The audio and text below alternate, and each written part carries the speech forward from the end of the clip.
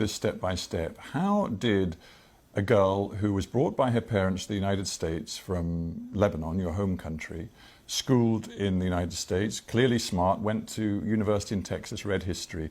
How did you get involved with the sex porn industry?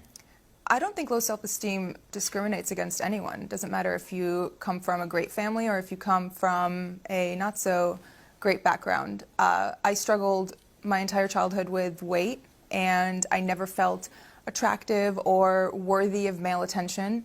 And suddenly, my first year of college, I start losing all this weight from making small changes. And by the time I graduated, I was ready to make a bigger difference. I felt extremely self-conscious about my breasts because that was the first thing to go when I lost all the weight. I lost about 50 pounds. I don't know how many kilos that is, or stones.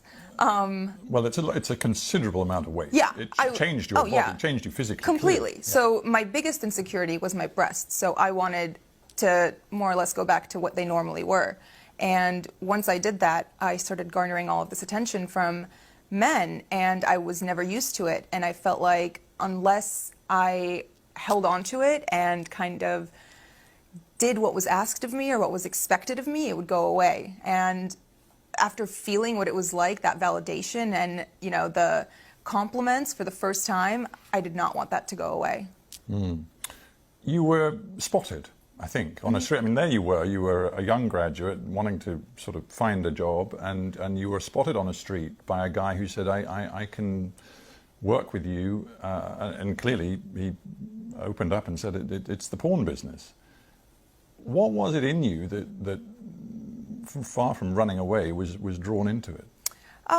It wasn't. That's not how it was. It wasn't just, hey, do you want to come do porn? It was more so, oh, you're beautiful. Like, would you like to do some modeling? Oh, you know, you have a great body. Like, I think you'd be great in nude modeling.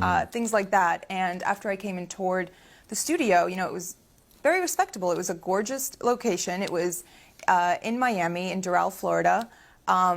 It was clean. Everyone who worked there was nice. All of their cubicles were decorated with family photos. Like, it was nothing dodgy or that made me uncomfortable. And after, the first time I went in wasn't the first time I filmed a porn movie.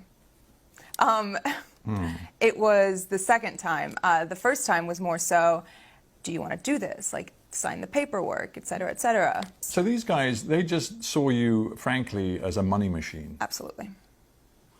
But you still had no advisors, you had no lawyer, you had no nothing. So what 21-year-old has a lawyer on retainer? I'm just trying to get my head around how stressful this must have been, and whether even now, because you sit here so poised, and obviously a lot of time has passed and you've moved on, but do you think there is some sort of post-traumatic stress that is in you from this experience? Yes, and I think it kicks in mostly when I go out in public, because the stares I get, I feel like people can see through my clothes, and it brings me deep shame. It makes me feel like I lost all right to my privacy, which I did, because I'm one Google search away. Yeah. And those images you cannot expunge. No. You have no right, even though it is deeply personal to you, you have no right to remove them from anybody's view around the world. Yeah. It is very hard. It is. And I'm just thinking, this isn't, I mean, this story is your story, but frankly, it's also the story of other porn actors and actresses. I honestly started seeing that recently after the interview came out, and people started reaching out, and all of the emails go, my manager checks them, and when he gets stuff like that, he filters them and sends them to me.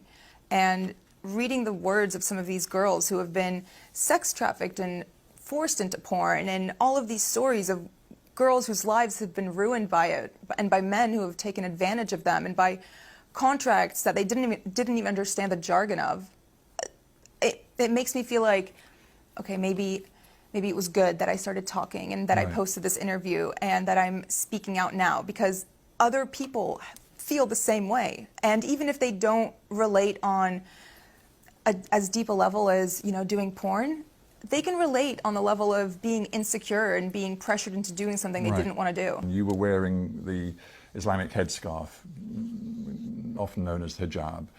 And of course, then it developed into a sort of a sex scene. You must have known how provocative that was.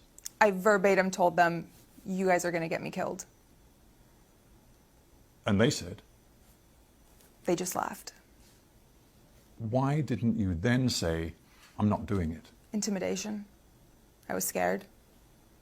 But I knew that if I said no, it would, you know, they're not going to force you to do it. That's, at that point, that's rape. No one's going to force you to have sex. But I was still scared. I mean, have you ever felt scared to, not scared, but nervous to speak up and say something at a restaurant when your food's not right and the waiter comes by and says, how is everything? I was intimidated. I was nervous.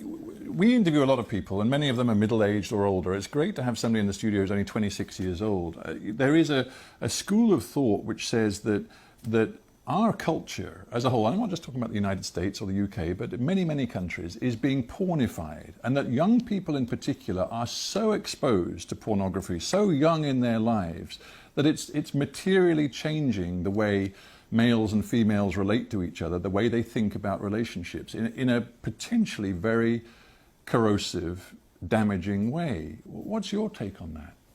Of course it affects relationships. Porn addiction is very prevalent in America, and I'm sure here too. The things that men see in videos, they expect from the women in their lives, and that's just not reality. No one is going to be that perfect. No one is going to do those acts on a Wednesday night with the person they love.